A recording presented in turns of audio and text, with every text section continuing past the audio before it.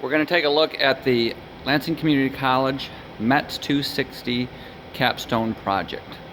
So what we have right here is a FANUC robot work cell that the students constructed, and what this does is it crushes cans. So for the first part of this project, what the students did is they had prints for the fixtures here that required a variety of machining for these items, turning, milling, welding, etc. And the students spent the first week building the fixtures.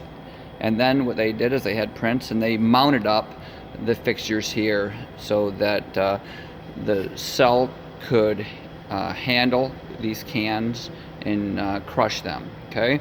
The students also have a little control panel here that was the holes were drilled in it, but the students were responsible for wiring up the control panel, the PLC right there, the external expansion on the I/O, master control relay, power supplies, Ethernet switch, etc. So they just put together a little bit of a panel right there. Okay. And then they ran their pneumatics and they ran their signals right there to the robot. So they had a little bit of programming to do, and the HMI schedules the robot program here. So the way that they do this is there was 3 processes. Part A was the simplest, and then Part B added more functionality, and then Part C added even more. So we went into Part A, process run. What this does is this is just going to take cans and crush them. And so if I come out here and I hit the start button, let's see if I can get to go. The robot will start moving. Let me check the speed up here a little bit. There.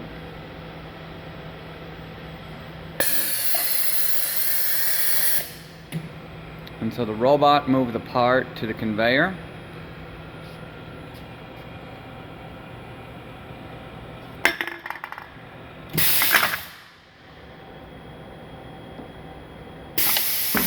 And it would crush it. Okay? Let me go ahead and hit stop. Let's go ahead and take this can and put it back in here. Okay? That was the first part of the work cell that they had to get the robot to do that. The second part, what they did is they then wrote another one where they scheduled a process, and they added some more functionality to automate it. So if I go ahead and hit this one right here, the robot's running. This is a different operation than the first one. Well, looks like we missed something here. Let's just pull that off of there and find out what happened. Perhaps I was in the middle of the process when it happened. Thought it crushes something. Let's see what it does next. So now there's a large can. And so in this case, looks like they added proximity sensors there. The proximity sensors would sort big cans and little cans.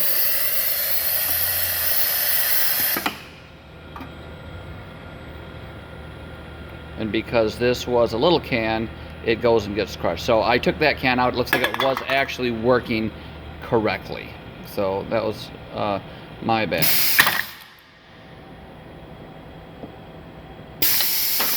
Okay, so we're going to come over here and we're going to stop that process, and we're going to turn on process C instead of process B.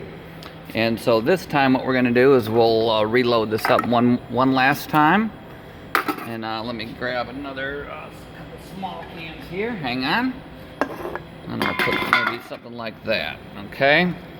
So then for the last process, what they did is they incorporated the vision system. So we hit start.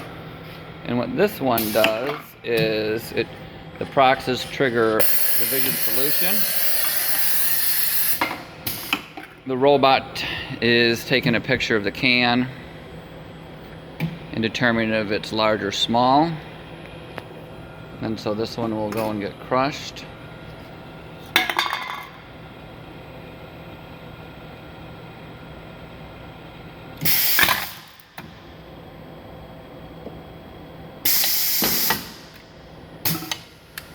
and then we're back to the robot above the perch. I'm going to take a vision shot of it, and the vision system is sorting the big cans and the little cans.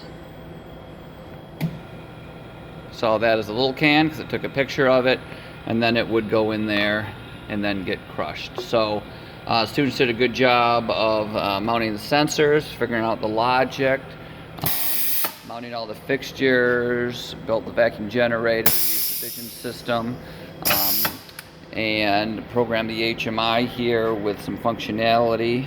And then they're scheduling their process A, B, or C. The robot is running. They use the UOPS, they use the robot interlocks there, did the pneumatics, and did the control panel. Nice job there on the can crusher work cell.